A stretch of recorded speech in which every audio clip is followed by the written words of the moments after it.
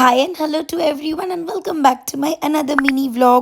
তো এখানে আমি হয়ে গেছিলাম রেডি, কেন কি আমি যাচ্ছিলাম হলো আজকে টাইটান ওয়ার্ল্ডে।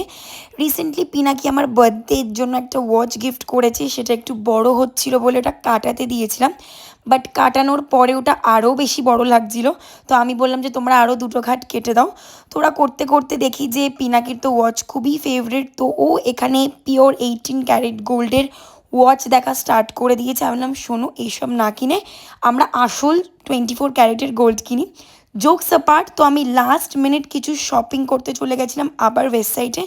তোমরা ভাবছো যে আমি এতদিন ধরে এত শপিং কেন করছি, ওটা আমি তোমাদেরকে কিছুদিন পর বলবো যে কেন।